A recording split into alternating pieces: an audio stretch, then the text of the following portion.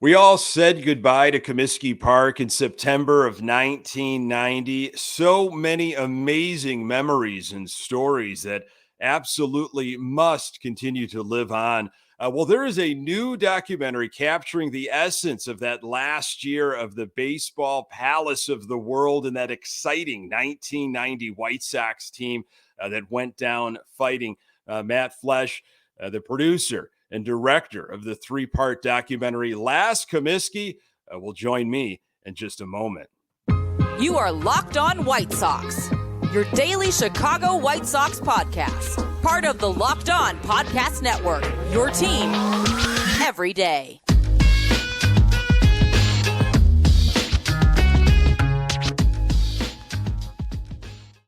Hey, Sox fans, welcome to Locked On White Sox. Thank you for making Locked On White Sox your first listen each and every day. We're free and available on all platforms. Follow us on Twitter at Locked On Sox. Also, subscribe to our YouTube channel.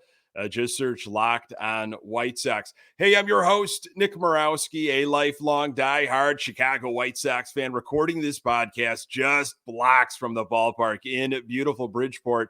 You can find me on Twitter at Nick_GGTB. Locked On White Sox is part of the Locked On Podcast Network, your team every day. There is a new three-part documentary entitled Last Comiskey. Part 1 drops Thursday, March 2nd at 8 p.m. Great to have the producer and director, Matt Flesch. Thank you so very much, Matt, for giving us some of your time. Thanks, Nick. Thanks for having me. Matt, I'm assuming most people are aware, but I shouldn't assume. I would say a lot of White Sox fans, especially those that are on social media, are aware of some of the projects that you put out. There were multiple parts that kind of came in 2020 and throughout 2021 on that year, 1990, the last year of Comiskey Park.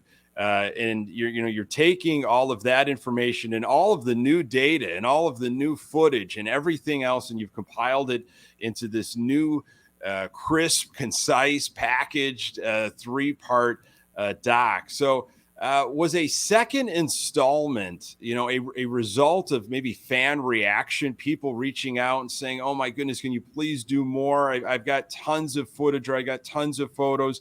Or was it something you and maybe your brother knew that it was eventually going to happen? Well, yeah, in 2020 with the pandemic, we were looking for something to do, nights, baseball season was delayed starting. So we put together the first installment, and it was really just video that we were able to gather up on YouTube, and then we narrated it. And I think what it was is we got a really good response from fans. And then we also got a pretty good response from people who were with the team. And so we heard from Ozzie Guillen really liked it. We heard from Jack McDowell. Nancy Faust reached out. So we started to think, what we put together was our take on the season as fans in that first effort that we put out. And we thought, let's revisit this and let's hear what it was like to play for that team. Let's hear what it was like to be a beer vendor in the park at that stadium. Let's hear what it was like for Nancy Faust to play in the Oregon from 1970 and on. And we started to do these interviews, these Zoom interviews, talking to players, talking to executives, to fans, vendors, security. And it was just a blast to get all these stories. And then we had enough where we thought, we got to put this together and tell a story that really is kind of more of a true documentary where you're getting different perspectives from people who were there. Yeah, it's so well done, and you gave me an opportunity to do kind of a pre-screen of part 1, and boy, a lot of goosebumps, a lot of memories, and it's really for any White Sox fan. If you want to revisit, this is perfect for you. If you just want to educate a little bit on what the late 80s and the 90 team was all about, and the mystique of old Comiskey Park, this is absolutely perfect for you. And speaking of that, Nancy Faust made a comment in part 1 that I loved, and it was kind of 1990 was the year we were going to be saying goodbye to Comiskey Park. But then that team caught fire. That team was a fun team. They were pushing the juggernaut Oakland Athletics. And I love there's a shot in part one of the large new Comiskey kind of just casting a shadow over old Comiskey. And it felt that way with that Oakland A's team, that big Oakland A's team. And here is this scrappy, tenacious 1990 White Sox team. How did that 90 White Sox team keep pace with that Oakland A's team? Yeah, it was a very surprising year because going into that year, everybody predicted the White Sox would finish last. They had some young players. There was some excitement there because there's young players, but they're saying they're going to be ready in 2 or 3 years when that new park is in its first or second year. Maybe they'll start to come around and compete. And I really think what made that team special was I think Torborg was a really, really good manager. And I think what he did is he gave those players, those young players, that he showed confidence in them and he put them in the lineup every day. He let them fail. Ventura went 0 for 41. A number of those people, those players, they struggled. And Torborg stuck with them, but he demanded that they play the game in a certain way, that they play good defense, that they play fundamentally sound. And they were scrappy. They fought for every run. They had, Walt Herniak. A lot of the players in the documentary talk about how Herniak would just fire up the team before the game, tell stories, have a plan for every pitcher to just attack. So I think that whole team really bought into Torborg's philosophy, and that's part of the reason that they were so successful that year. And, on top of that, they just had an incredible pitching staff. That bullpen that year was probably the best bullpen the White Sox have ever had, with Thigpen, Barry Jones, and the rest of those guys. I like your analogy, though, because you're right. Like, the stadium was like this monster that you saw growing and growing and growing as the year went on. And by the end of the year, it was like, I think the upper deck in the new park was like as high as the light standard in the old park.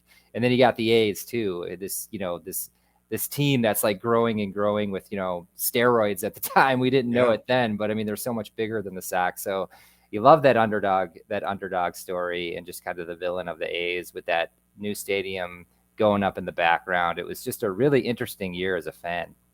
Yeah, the Oakland Athletics, 1988, they went to the World Series, lost to the Dodgers, went back to the World Series in 1989, beat the Giants. And, after they won the AL West, they did go to the World Series, and they lost to the Cincinnati Reds. But, they were an absolute force. And I think Scott Radinsky in part one talked about how just, talk about a team that might already win a game before the game even starts. They arrive on the field, they're walking around, and they're just ginormous. And Radinsky's like, their smallest guy is bigger than our largest guy. And it felt like the chemistry, hearing these outtakes from McDowell and Hibbard and Guillen and Fletcher, and how they were such a family playing for one another. And I do want to talk Torborg a little bit later in this episode, because I was surprised how much love that Torborg got from a lot of players. But was there a specific player that, you were interviewing and reached out to and talking to, and you were really surprised by what they had to say, or had just the most entertaining stories? Yeah, I would say, Ozzie was extremely entertaining. And one of the things that was cool about Ozzie is that he remembers 1990 so fondly. He played a lot of years. He played a lot of great years with the White Sox. And he also, of course, was the manager in 2005. But he remembered that 1990 season so fondly. And also, he has so much nostalgia for the park. He loved that ballpark. And hearing him talk about how that park was his house. And, when they went to the new park, he really missed that place. He didn't think he'd miss it, but he really missed it. And hearing those stories about what being in that park, the memories of that park mean to him and his family, was really, really cool. I'd say the other guy that was quite an interesting interview is Jack McDowell, because he's such an old school, he's got a lot of issues with the game today. And he's very forthright with his perspective on that. And a lot of what he said, I'm on the same page with McDowell, so I'm in agreement with some of it. But I loved hearing him talk about pitching, and I enjoyed talking to all the pitchers. I'd ask them, what was your approach as a pitcher? What was your mindset when you were out there? And one of the things that McDowell said, and others said as well, is that, he wasn't trying to get batters to swing and miss. He wasn't trying to strike guys out. Because if the batter swings and misses, he has to throw another pitch. He's trying to get the batter off balance, wants them to hit a lazy fly ball, a ground ball. And what that lends itself to is great plays in the field. You have that team turned a ton of double plays. Ozzie Guillen made an incredible amount of just insane great plays in the field, Lance Johnson, because those balls were being put in play. You had those starters going deep into games. They trusted their defense. Their defense was lights out. They were on their toes because the balls were being hit in play. And those are some of the things that I miss about that old game that I have a lot of nostalgia for. I hope the game could get back to that at some point. But McDowell's take on just that approach and how, from his perspective, if pitchers would take that approach today, they'd have a tremendous amount of success. And you see it with guys like Cueto. You see people pitch that way now and have success, but it seems like the game goes more and more towards just kind of the fireball, overpowering fastball. You throw five innings, 100 pitches, and you're out of the game, and then you go into your bullpen. And I just don't think it's as interesting as it was. But again, I'm an old school guy. I'm showing my age here. I completely understand where you're coming from, and I agree with that. And as I was watching, the footage that you gave me last year while the 2022 season was going on, I was kind of going through what you had planned for part one, and hearing these interviews, the way the season was going for the White Sox, I just felt like, I wish we all could see this right now. I wish the team could watch this and how that 1990 team, what their mentality was. So I want to get to, in just a moment, Matt, I want to pick your brain on kind of the heartbeat of that 1990 team and really how impactful Jeff Torborg was. So we're going to get to that more in a moment with Matt. Today's episode is brought to you by FanDuel. The midway point of the NBA season is here, and now is the perfect time to download FanDuel, America's #1 sports book. Because new customers get a no-sweat first bet up to $1,000. That's bonus bets if your first bet doesn't win. Just download the FanDuel Sportsbook app. It's safe, secure, and super easy to use.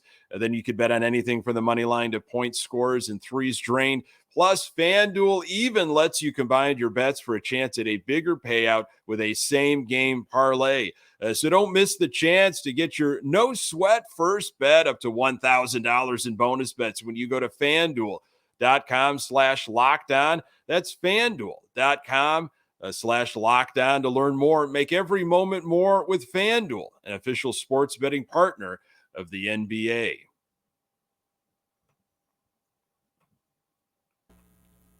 So Matt, we hit on Jeff Torborg, and I was just shocked at how many players talked about him and Ozzie Guillen. You can even share a little bit of what Ozzie Guillen said about Jeff Torborg. And Ozzie Guillen has been around the game for a long, long time as a player, and of course, as a legendary manager with the Chicago White Sox. So from your perspective, how instrumental was Jeff Torborg with that 1990 team? I think he was huge. And I think when you hear the players talking about Jeff Torborg, they all have such a respect for him. And they all talk about how he created a family in that clubhouse. And that's easy to say. It's easy to say we're a family. We play for each other. It's a lot harder to actually make that a reality. That's hard work to bring a team together day in and day out. And I think Torborg set that tone. He wanted the team to be a family. Don Paul talks about how Jeff Torborg was one of the only managers he's ever heard of who let players take their family on the team plane. Mm-hmm. And that was the kind of thing, like it was a family among the players and among their wives and their kids. And I think that really set a tone. And that was important to Ozzie too. Ozzie's a family guy. His kids were always with him back in the day at Comiskey Park. I talked to Jeff Torborg a couple of times on the phone. Tom Scher is kind of been my senior editorial person on this project, and he was able to hook me up with Jeff Torborg. And I called him. He's not in the documentary for a variety of reasons. We couldn't work it out where I could do video with him. But talking with him, first of all, he's just a good human. He's a good person. He called me back. He spent 45 minutes on the phone talking to me about that team. And one of the things that he said that resonated with me is he said that team played so hard. They played so hard, and they all played so many games, and they were just exhausted. Like by the time September rolled around, that team was exhausted for how hard they played and how deep into games they went. So I thought that was interesting. And Torborg had so much respect for Guillen and Fisk and those veterans. And he also just created an environment where those young players could be themselves, and really he put them out there. I think that's really important. Instead of platooning a Ventura with maybe Steve Lyons at third because he's struggling, said, no, you're our third baseman. You're going to work through this. You're going to play through it. And that's something that Ozzie said a lot is, the only way that you get better, the only way you get out of the slump is to keep playing. And Torborg, I think, with that young team, he had some leeway because there was no expectations. So he could leave those players out there and let them develop. And I think, and then to have a Fisk, who's kind of a quiet leader, the commander who just commands respect and who spent a lot of time mentoring and nurturing a lot of those young players.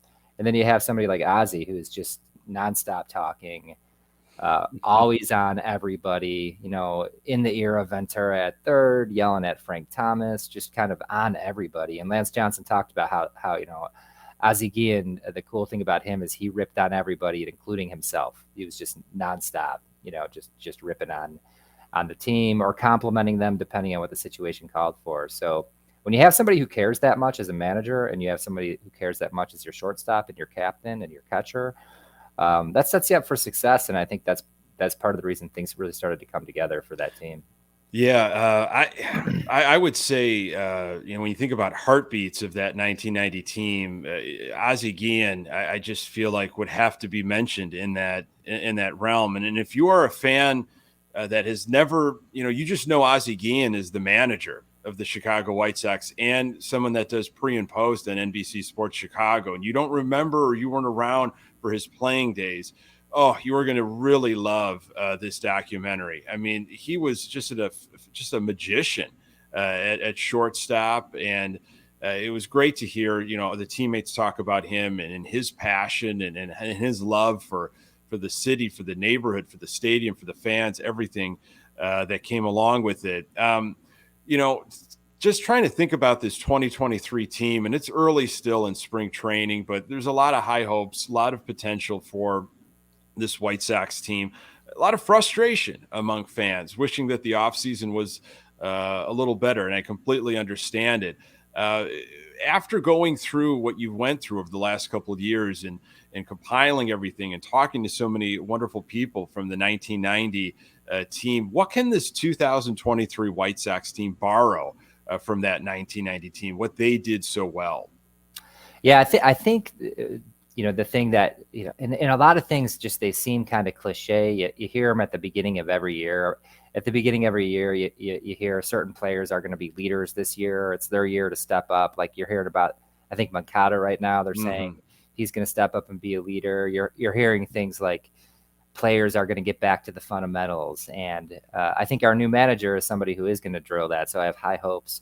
And you're hearing that they're going to be, they're going to be better at base running and they're going to be more aggressive. And, I think what you can learn from that 1990 White Sox team is that they talked that game, but they also performed that game. And I think that's the grind. 162 games of that is really tough, especially nowadays. I think keeping a clubhouse tight where the clubhouse is, where players are talking to each other, they're communicating, they're motivating each other, and then they're playing the game where every at-bat counts and every pitch counts night in and night out. I think you have to have commitment. And I think our new manager is somebody who is definitely, to me, he seems like I have high hopes. And then you just got to see some of these guys, some of these players really step up as leaders for this team to set the tone in the clubhouse. And maybe that'll be Tim Anderson this year. Maybe I think we need to see Tim Anderson play 145, 150 games and I think he could be that leader. And I think Elvis Andrus is a great presence too, as a veteran guy who maybe can step up and lead as well. But I think that this team, I think if you look at the way Ozzie played, you look at the way they were on top of each other. I think there's a lot to be learned for the way that team came together. Yeah, as I was watching part one and just taking in all of the things that were said about Torborg and the different players, it reminded me a lot of what we've been hearing about Grifol this past offseason. He's been saying all the right things, and I like the direction, the culture he's trying to create, the chemistry.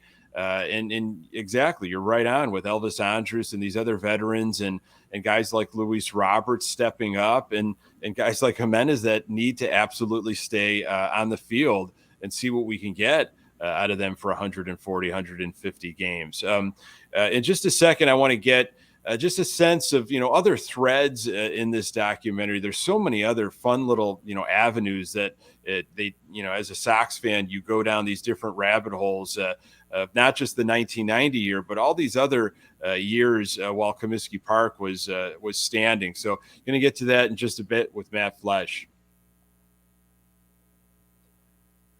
One thing, Matt, I did want to ask you is, when we found out that old Comiskey Park was going to be demolished, like a new park was coming, and now that you've kind of talked to all these people and I would say you're like an expert on 1990 and definitely Comiskey Park. And when someone says Comiskey Park, I think of you and I think of your brother. And I think that will be how it is for a long, long time. Why didn't architects, why didn't they just kind of take what old Comiskey Park was so great about old Comiskey Park and just build a brand new Comiskey Park, making it look exactly the same, just it's updated with modern amenities and better construction? Yeah, that's true. And in hindsight, that would have been awesome if they did that. And the thing, they don't build any new parks like old Comiskey Park anymore. It's just not the blueprint. The blueprint now it's almost all the same. Like there's a little bit of different window dressing on all of the new parks, but they're all the same. They all have, 3 or 4 rows of skybox, and then they push the upper deck on a pretty steep incline, pretty far away. It's like an apartment across the street. You got a really far view from the park. So I don't even think that was a consideration when they built the new park. And I wish they would do. I think if you were to build a new park and you were going to take old Comiskey Park and kind of use that as a model for a new park, there's things you would change about the old park for sure. Like the seats behind the poles under the upper deck, maybe you make those suites back there, and you have the suites under the upper deck. I mean, maybe there's interesting things you could do so that you're not putting the upper deck way above a bunch of suites. I don't know. If I was talking with Brian Powers, who's an architect, just about that. When I was interviewing him for this, he recreated Comiskey Park as an animation, and he's an architect, and he's spent a lot of time looking at ballpark design, and he said, yeah, you could build a park like that. There's, but they want suites, and you got to find a place to put those because it's such a revenue driving force is to have these expensive suites. Businesses go in there, and it's part of the game. But you lose so much when you don't have the fans feeling like they're on top. That those, why is baseball so popular in Boston? Why does Wrigley Field have, why do so many people go there and enjoy a game there? Even if they're not really baseball fans, they go there. I mean, there's a lot of reasons for that, right? There's the community, there's kind of a party atmosphere, but I think it's because when you go there, it's a different vibe. Like you feel like you're part of you really feel like you're in the action. You really feel like you're on top of it. You feel like you're somewhere truly special.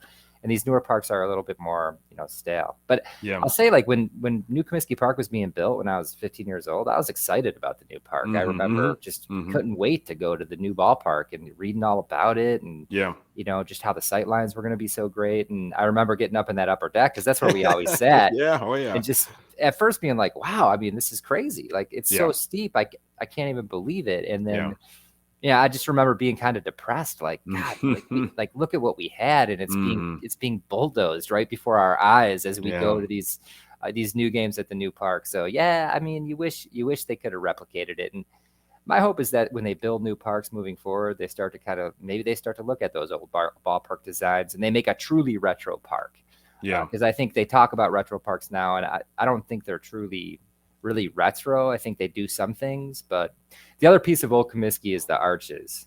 Sure. Those arches they were beautiful. That it was beautifully designed. That old park.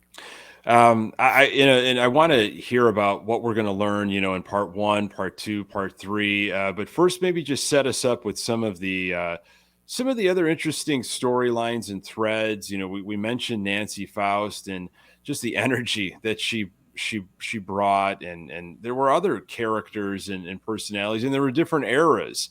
If you could just speak a little bit on what else fans might find besides just 1990 in that battle with the Oakland Athletics.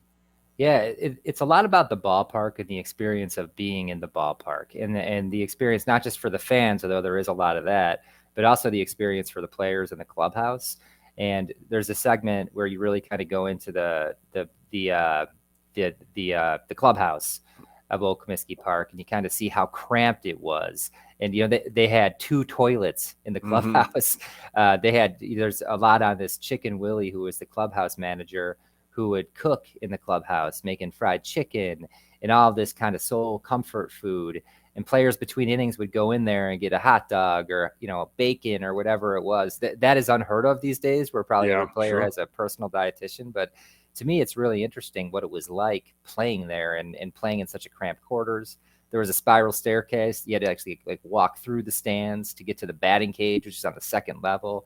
So to me, all those little nooks and crannies, there's quite a bit on that. And those characters like a Chicken Willie, who the players just loved that guy. And everybody talked about him. It became how I would start every interview for this.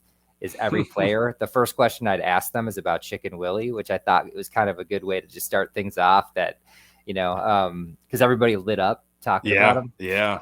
But yeah, then there's the Nancy Faust bit. And she just, she created an atmosphere and a sound of that park. She was a absolute innovator. She created the walk-up song. She created Na Na Hey Hey Goodbye. She had all these little inside jokes that she would play. When George Brett came up, she would play songs about how, you can't sit down because he had hemorrhoids. Right. Just hilarious inside stuff that if you're a fan listening, you're dying, you're cracking up and just kind of keeping that game energetic. One of my favorite parts is on the beer vendors. Lloyd Rutsky, who's a beer vendor since 1965 to 2019. Mark Reiner, he's still there. He started, I think, in the 70s. Wow. He's a singing vendor, so he'll sing a song if you buy a beer from him. He did that for years. David Ruggendorf, who's actually been an awesome. So some of these people have been such allies, helping me with getting photos, getting videos, even doing some PR right now, like reaching out to media contacts to try to help me get stories. But those beer vendor, those stories from the vendors are so much fun, just to hear, what it was like in the 70s with, all the smoking and the drinking and the fighting. And, it probably wasn't the most fun to go there on a Friday night. As if you're a family man like me, I probably would never bring my daughter to a game on a Friday night, but I find that kind of stuff really fun to hear about what it was like, people blowing off steam after work and just kind of letting it go, and there really are no rules, and they're just let loose. Yeah, we know the visuals. You could close your eyes and you can picture, Comiskey Park, but really, what was it like to be there? What was it like, on a Friday night or a Saturday night, or if the Yankees were in town, or if there was a rival, or and I love that part of it. There's some stuff on the 1977 Southside Hitmen, and so. Before I let you go, just kind of break down part 1, part 2, part 3. Part 1's going to drop tonight, 8 p.m. And then part 2 the following Thursday, March 9th. And then part 3, March 16th. So each part kind of give us just a heads up of what we should expect. Yeah, and I can't believe this is finally happening. I'm really excited for it to come out tonight. I really hope people like it. Each episode is about 35 minutes. And I hope it goes by fast. I hope people like it. A lot of great input has gone into it. Just awesome collaboration. We got a great sound guy, Mark Bandy. Pete Giannata is a longtime colorist in Chicago who helped color the film. Tom Scher with editing, and then just a ton of other people who submitted video, home video. You're going to see a lot of footage of the old park that hopefully you haven't ever seen before. But the first episode, it goes into just that 1990 team and how they were supposed to finish in last and how they started to turn things around.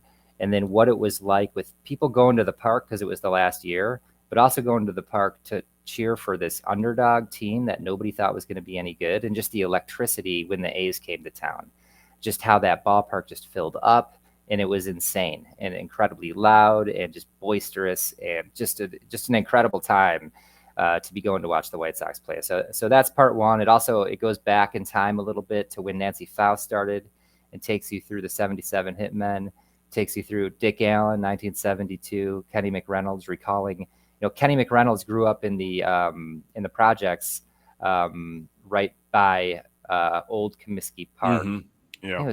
It was I can't remember the name of the housing project that he grew up in, but he walked to like every single game he went to, and hearing his recollection of Dick Allen and what it meant for him to come and what it meant for the neighborhood. Really, really cool stuff. And then part two, it gets like more into the grit that team had, what made them fight and keep fighting, and why they were so fun to watch, and how they didn't really back down against the A's, and they were cocky. They had this confidence that a lot of the players said that they hated to lose more than they liked to win. You heard that a lot. They expected to win. There's these young players who just, had that tenacity that we hadn't seen yet as fans. Also goes back in time a little bit to 1983. Dan Evans kind of takes us through there. He was a young executive at the time who it was the first guy who really used computers and saw that if they brought the fences in, that it would give the Sox a big advantage over the opposition. And it was a huge factor in 1983. And then that team, chemistry is a big part of the 83 team too. And then it gets into the draft picks too. So it gets into McDowell, Ventura, Thomas, and Fernandez, and Dan Evans kind of walking through why did we draft these guys. It wasn't just about their skill, it was about their makeup, what they were like as people, and how they put that team together very purposefully, which I love that stuff. I love getting that inside kind of scouting, why they approached it. Yeah. And then part three really just brings it home. One of my favorite segments is the bullpen, just how the bullpen was a really tight group too. They all came up together. They would, goof off in the bullpen. The Game Boys were popular then. They did Game Boy tournaments, reading the paper, playing putt golf out there, and then getting ready right before they came in. So it's kind of just, I've always thought like the best job in the world would be being in the bullpen, right? Being like a middle reliever, like a Wayne Edwards or a Don Paul. But in talking to those guys, like it was fun. Like their memories of that, it just sounds like it was a blast. The other piece of that too, though, is they have to earn their spot every spring training. Like there's no guarantees they could get traded at any point. So they talked about that too.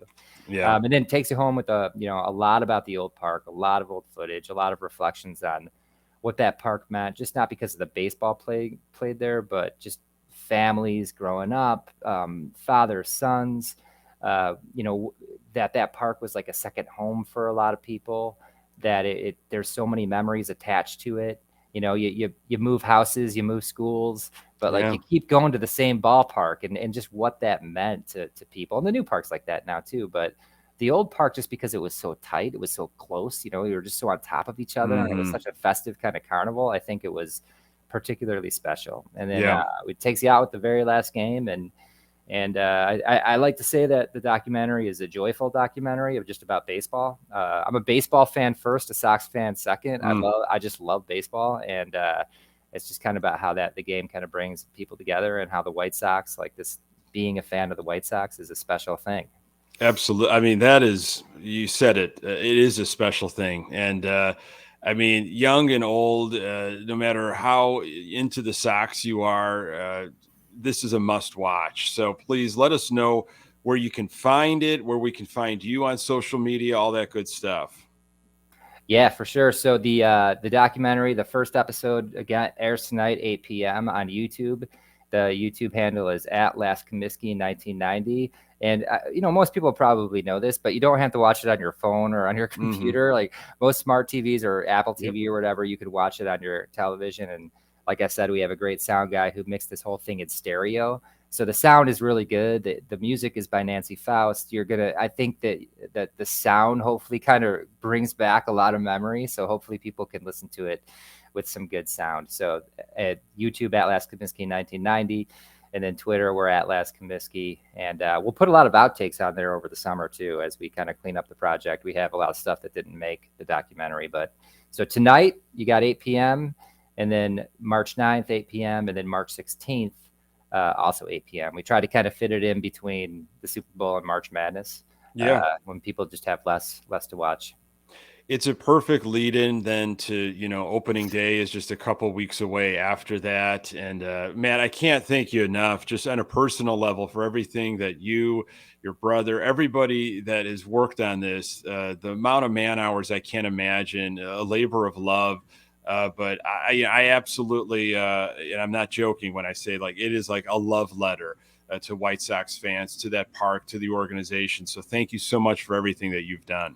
Thanks, Nick. Yeah, and thanks. Yeah, my brother Mike is an awesome collaborator. He's a driving force behind a lot of the tone of this. I had a little bit of a darker approach, and he kind of put a little bit of sunlight on it. So he's and just helping me through the edits and the sequencing. So just like I said, like this wasn't just me. There was a ton of people who played a role in making this what I hope is something that people will really enjoy. But Nick, thanks for all your advocacy for what we're doing. You've been a great supporter of our work, and it's really appreciated. Absolutely. I will continue to shout from the mountaintop to give this a listen, to follow you guys, and we'll stay connected. Thanks again, Matt. All right. Thanks, Nick. Folks, thank you so very much for making this podcast part of your daily routine. You can find the Locked On White Sox podcast absolutely everywhere you find your podcast. We're on Twitter at Locked On Sox. You can find me on Twitter at Nick_GGTV. And don't forget to subscribe to our YouTube channel and get your questions in for next week's mailbag, lockedonsox@gmail.com. Thanks for making Locked On White Sox your first listen. Now, for your second listen, check out the Locked On Fantasy Baseball. Win your league by listening to Matt and Dom every day as they bring you the best fantasy draft strategies. Find Locked On Fantasy Baseball wherever you get your podcasts and on YouTube, part of the Locked On Podcast Network, your team every day. Just a reminder, there will not be a new episode on Friday. So just keep watching that last Comiskey part 1 over and over. I will be actually at spring training getting a firsthand look, but coming up on Monday's episode, all the action and recaps from Glendale, Arizona, as our White Sox inch closer to opening day. Hey, really appreciate you making time for the Locked On White Sox podcast. I'm Nick Morawski, and until next time, go Sox.